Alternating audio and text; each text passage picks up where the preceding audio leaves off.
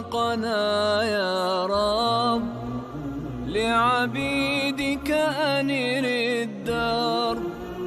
يا خالقنا يا رب لعبيدك أنر الدرب، واملأ عالمنا الحب.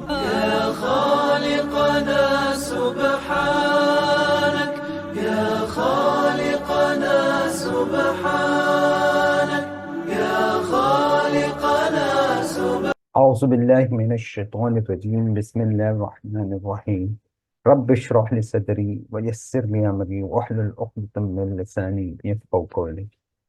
आज हम ब्रीफली एराब के बारे में पढ़ेंगे कि नाउन का एक पार्ट एराब भी है जो मोस्ट इम्पोर्टेंट माना जाता है अरबिक लैंग्वेज में। उसको ब्रीफली देखेंगे ताकि आगे के लेक्चर में जब हम इसको डीपली पढ़ेंगे एराब को हमको थोड़ा आइडिया होगा, थोड़ा समझने में आसानी होगी। तो मैं आज के इस ब्रीफ सेशन में आपको ब्रीफली एराब को समझाता हूँ।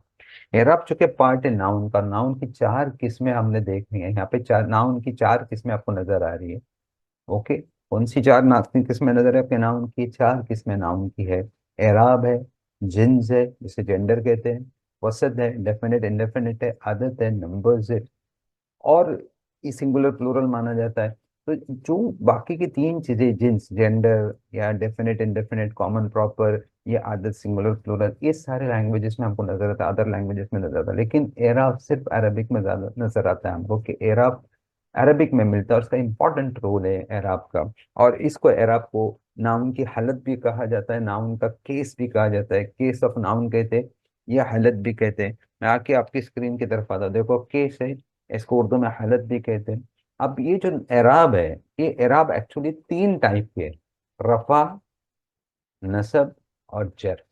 ये तीन टाइप के एराब है। रफा का रिलेशन जो है वो दम्मा और दम्मतैन से, यहाँ पे देखो दम्मा और दम्मतैन है, मतलब रफा जो है वो दम्मतैन से रिलेशन रखता है। नसब जो है वो फतह और फततैन से रिलेशन रखता है। और जर जो है वो कसरा और कसरतैन से रिलेशन रखता है। मतलब अगर रफा है तो वो दम्मतैन से पहचाना जाएगा, नसब है तो फतह और फततैन से पहचाना जाएगा, अगर जर है तो वो कसरा और कसरतैन से पहचाना जाएगा। जब रफा में कोई भी नाउन होता है, जब भी नाउन रफा में होता है तो वो मरफू कहलाता है, जब नसब में होता है तो वो मंसूब कहलाता है, और जब जर में होता है तो वो मजरूर कहलाता है। ये बेसिक टर्म्स है। अगर नाउन रफा में है तो मरफू है, अगर नाउन नसब में है तो वो मंसूब है, अगर नाउन जर में है तो मजरूर है।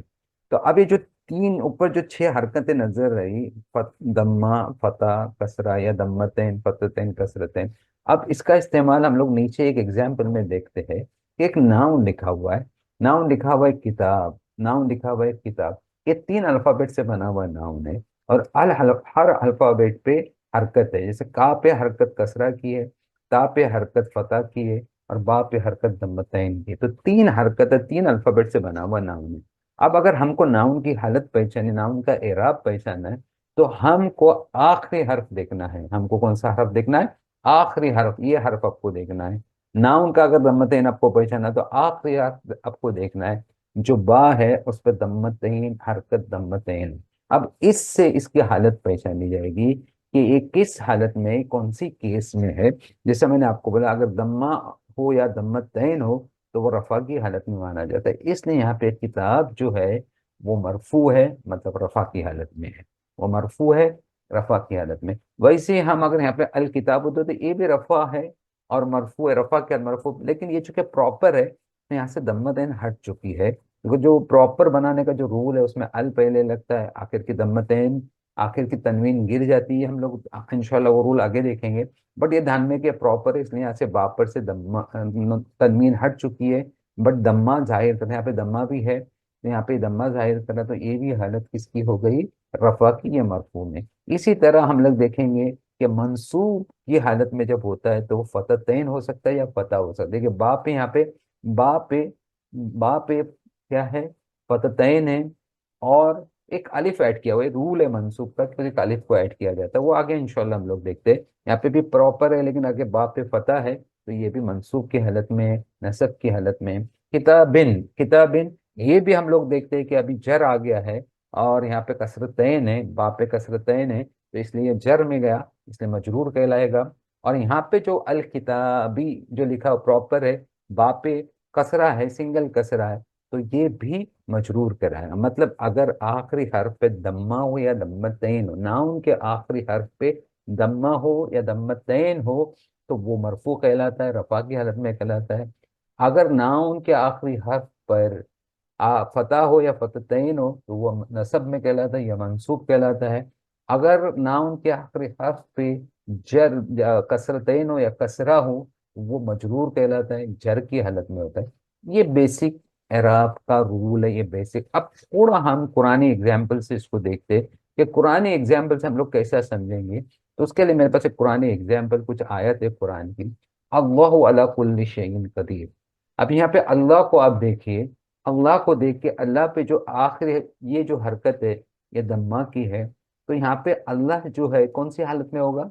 ये मरफू की हालत में होगा।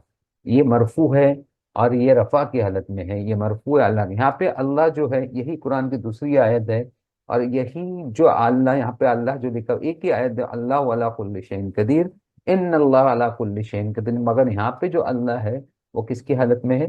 फतह है अल्लाह पे, जो आखिरी हर्फ पे फतह है हा पे, तो ये माना जाएगा, मंसूब माना जाएगा या नसब की हालत में माना जाएगा। यहाँ पे अल्लाह जो है वो कसरा लगा हुआ है, अल्लाही, तो कसरा लगा हुआ है, तो ये कसरा है जो कि यहाँ पे आखिर में, तो यहाँ पे अल्लाह मजरूर माना जाएगा, जर की हालत में होगा।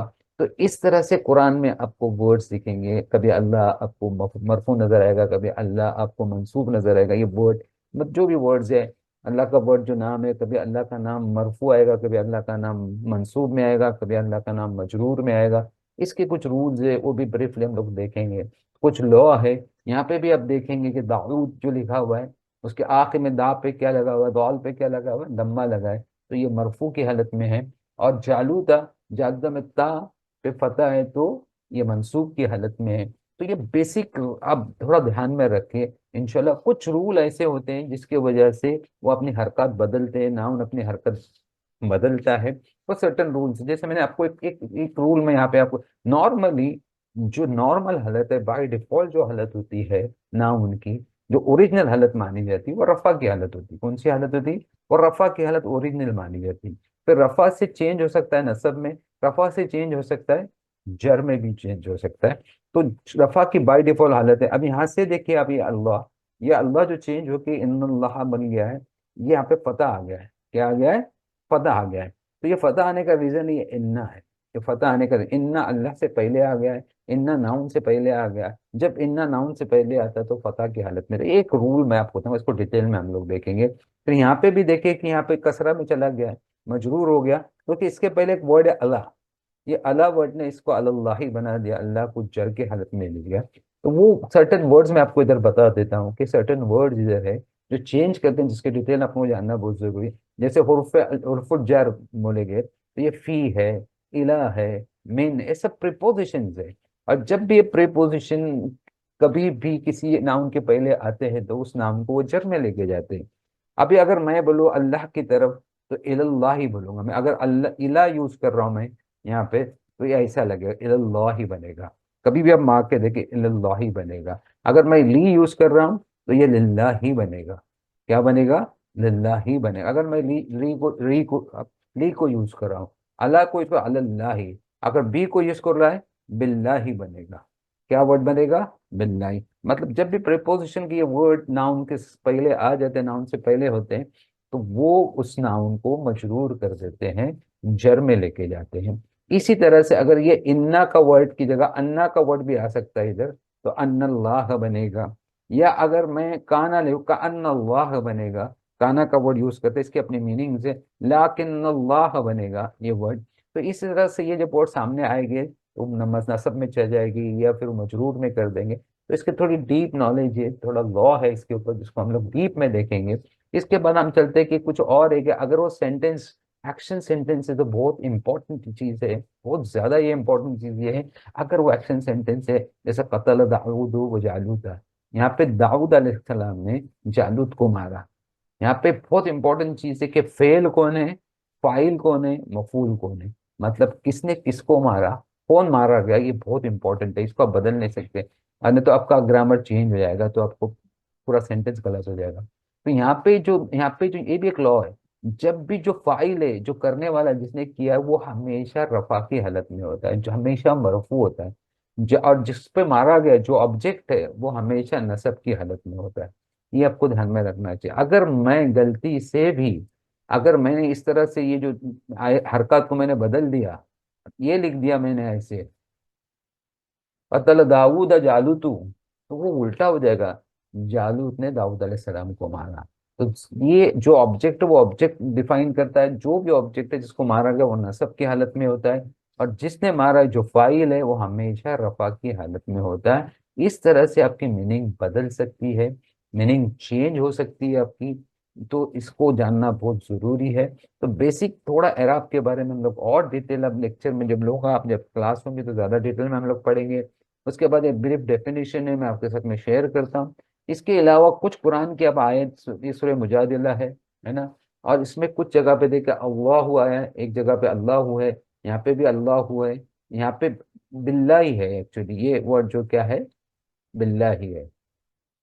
ये जो वर्ड है हमारा बिल्लाही है, भी ऐसे बिल्लाही है। यहाँ पे देखो हादल्लाह ही है, हादल्लाह है, ये वर्ड जो है वो हादल्लाह है। ये वर्ड जो है क्या, हादल्लाह है, क्योंकि ये ऑब्जेक्ट, यहाँ पे अल्लाह ऑब्जेक्ट है। यहाँ पे हम लोग उसकी मीनिंग्स को देखेंगे, इसके मीनिंग्स को पढ़ेंगे, आपको समझ में आए। यहाँ पे देखो हिजबल्लाह ही है, हिजबल्लाह, यहाँ पे अल्लाह जर की हालत में गया, इन्ना की वजह से हिजबा फतह की हालत में गया है। तो ये जब आप देखोगे तो आपको थोड़ा कंफ्यूजन होता है कि लगता है कि क्यों इन्ना हिजब शैतानी बन गया, या बिल्लाही बन गया, जिक्रुल्लाह ही बन गया। क्या क्या वजह है कि ये कभी फतह में आ रहा है, कभी कसरा में आ रहा है, कभी चर में आ रहा है। तो ये एराब है। इनका डिटेल लेक्चर आप फॉलो कीजिए, मैं इसकी रिकॉर्डिंग भी करूंगा, और डिटेल में हम लोग इसको एकदम डिटेल में जाके देखेंगे। ब्रीफली आज के इस सेशन में मैं आपको ये दिखाना चाहता, एराब कितने हैं। एराब आपके तीन हैं। कौन से हैं आपके तीन है, आप रफा, नसब और जर। रफा का रिलेशन दम्मा और दम्मतैन से है, नसब का रिलेशन फतह और फततैन से है, जर का रिलेशन कसर और कसरतैन से है। जो नाउन रफा की हालत में होगा उसको मरफू कहेंगे, जो नाउन नसब की हालत में होगा उसको मंसूब कहेंगे, जो नाउन जर की हालत में होगा उसको मजरूर कहेंगे। और रफा की पहचान जो है, इन हालत की जो केस की पहचान है, वो नाउन के आखिरी हर्फ से पहचानी जाती है। आखिरी हर्फ पे जो भी हरकत है उससे उसकी हालत पहचानी जाती है, उसका केस पहचाना जाता है। आखिरी आखिरी आरफ पे दम्मा या दम्मतैन है नाउन के, तो वो मरफू कहलाएगा या रफा की हालत में कहलाएगा। आखिरी हालत अगर फतह है, फततैन है, तो वो नसब की हालत में होगा या मंसूब कहलाएगा। अगर आखिरी हर्फ पे कसरा या कसरतैन है तो वो जर कहलाएगा, जर की हालत में होगा या मजरूर कहलाएगा। तो इस तरह से कुरान में कई चीजें आपको नजर आती हैं। यहाँ पे एक ही आयत में अल्लाह हुवा इन्नल्लाह, अल्लाह वाला कुल्ली शैइन कदीर, इन्नल्लाह अला कुल्ली शैइन कदीर व तवक्कल अलल्लाहि, मैंने अल्लाह पे तो यही चीजें जब कुरान में देखते हैं तो हमको समझ, इसके अपने मायने है, इसका अपना रोल है। इंशाल्लाह कल की क्लास में हम लोग देखेंगे इसको डिटेल में।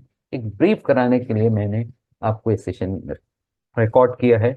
आप इस पर कोशिश कीजिए इसको समझने की, इंशाल्लाह कल की क्लास आप अटेंड कीजिए। सुब्हानकल्लाहुम्मा बिहम्दिका नशहदु अन ला इलाहा इल्ला अंता अस्तगफिरुका व अतूबु इलैक। अस्सलामु अलैकुम व रहमतुल्लाहि व बरकातुहू।